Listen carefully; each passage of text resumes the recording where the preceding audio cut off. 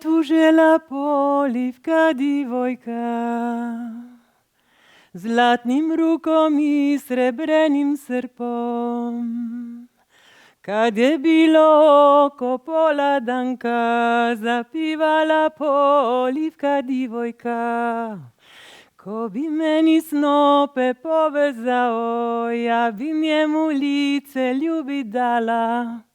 Ko bi meni vode donosija, ja bi njemu virna ljubav bila.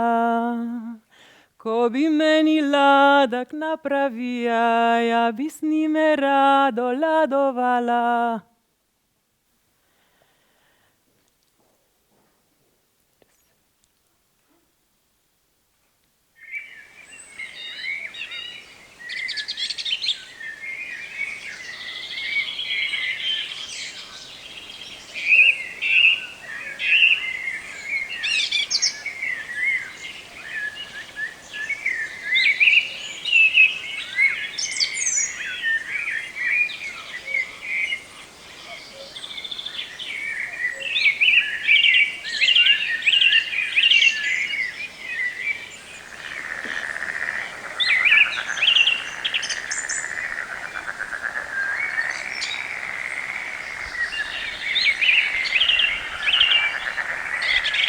I was 18 years old.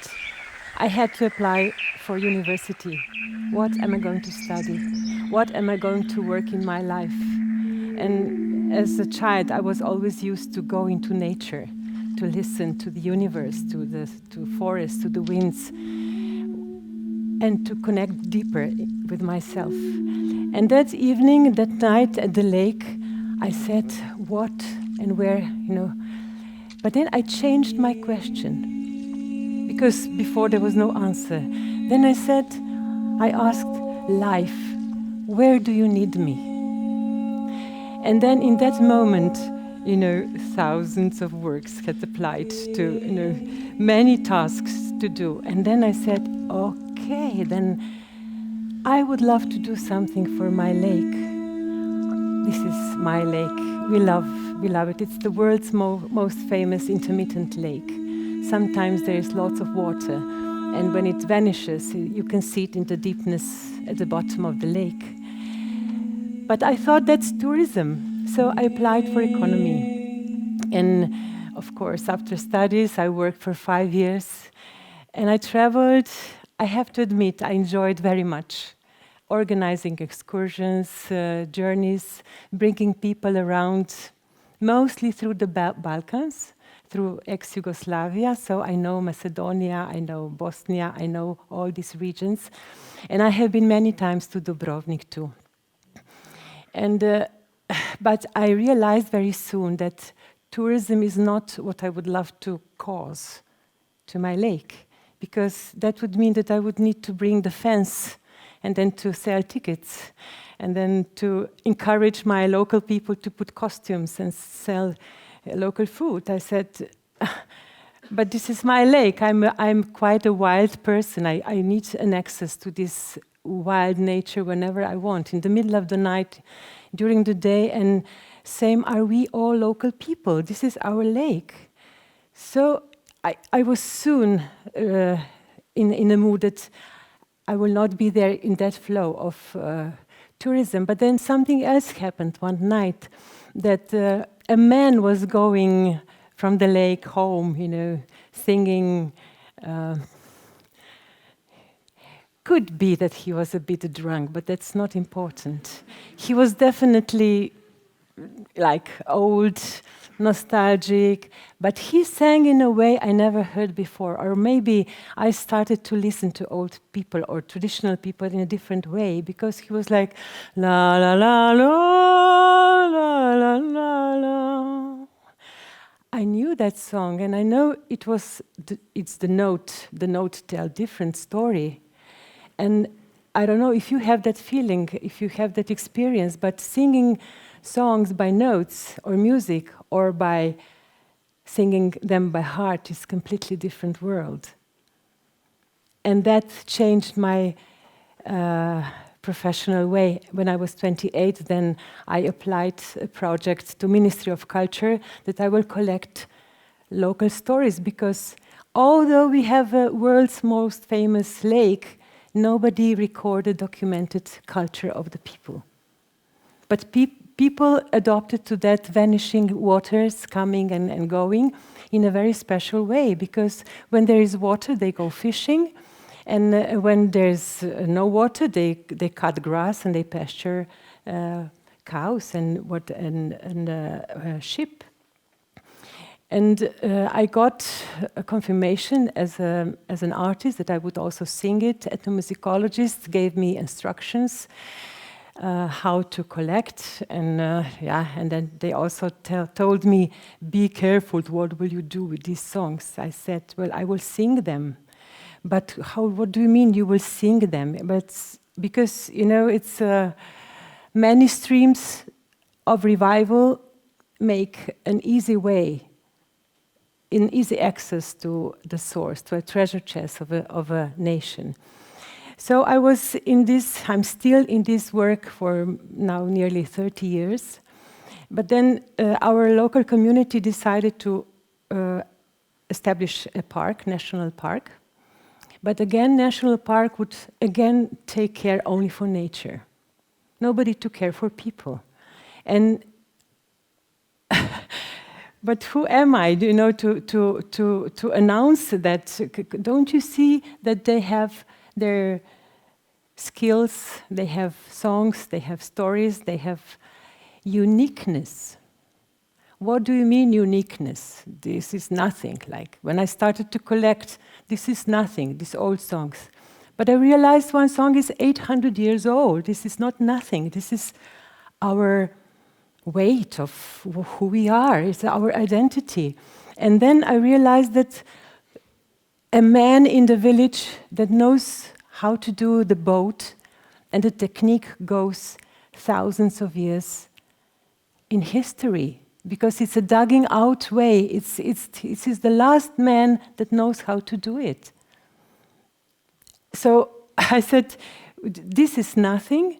And fortunately, UNESCO signed Convention of Intangible Cultural Heritage, and the convention says that skills, knowledge about nature, songs, and everything that people carry, and they recognize this as their own culture, this needs to be safeguarded. But there is one condition. This old culture should be alive among young people too.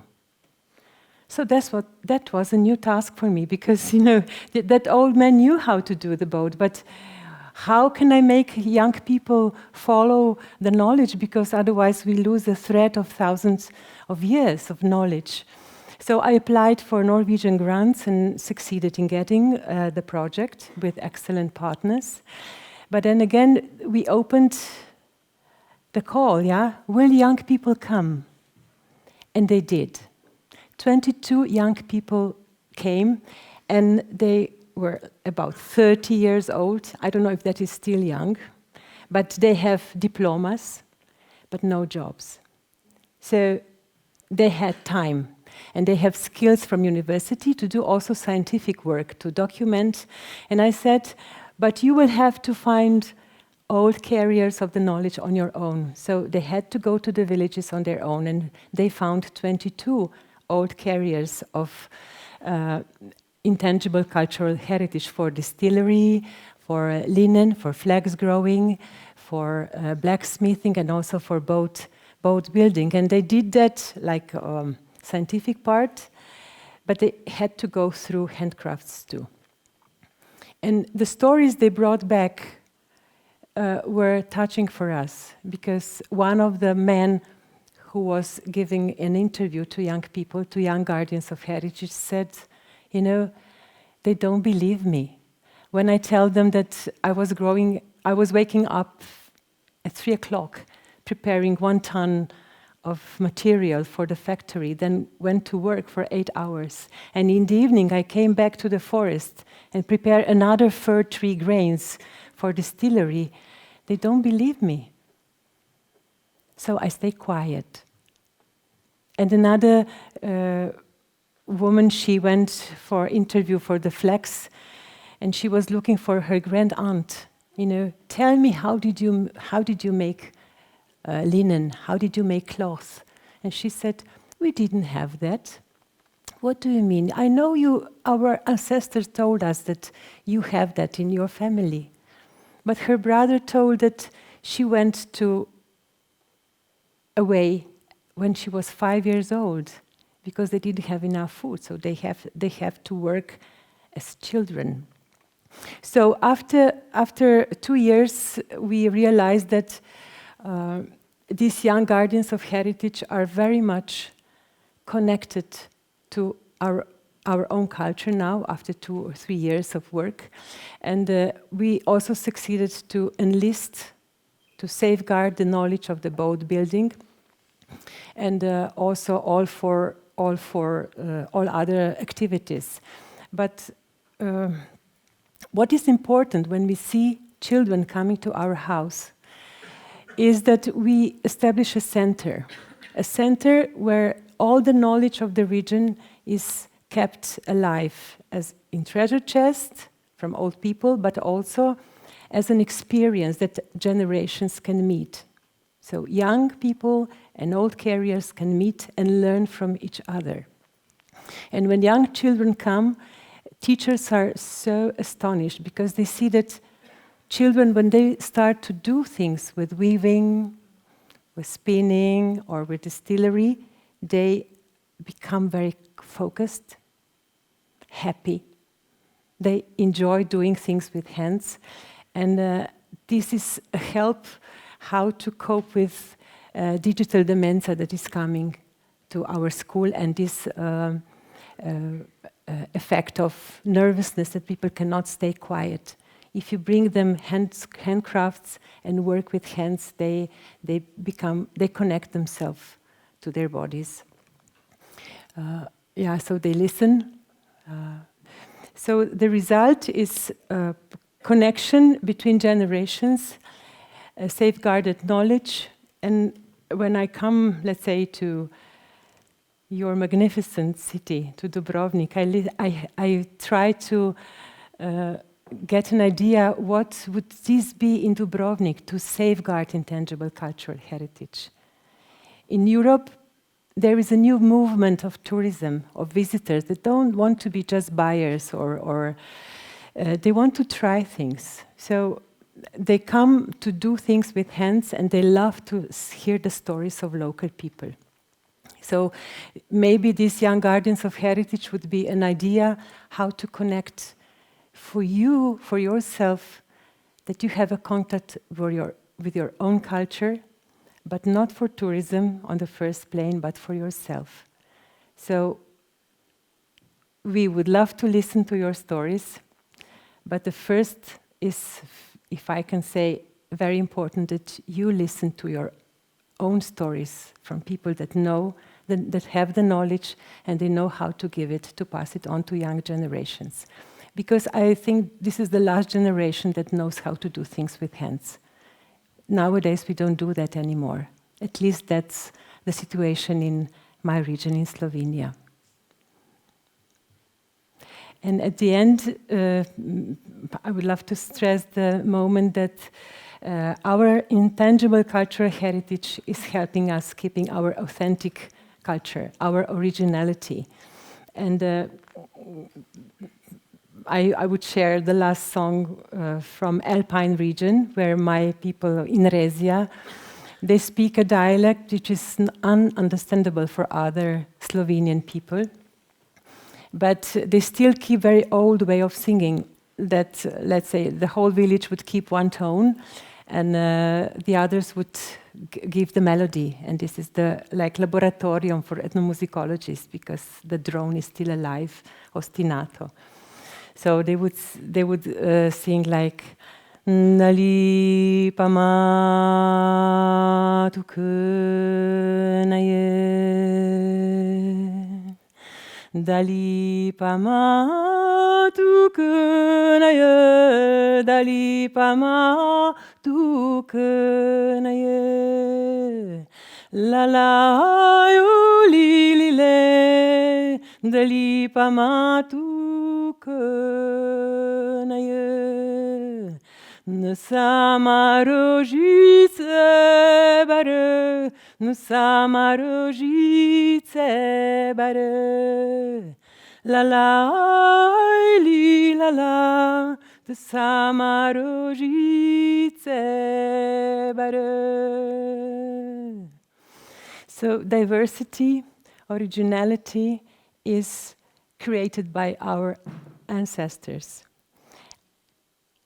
I think we have a moral or ethics that we prolong this heritage to our next generations for further life, because our fir tree that our boat is made of is old 200 years.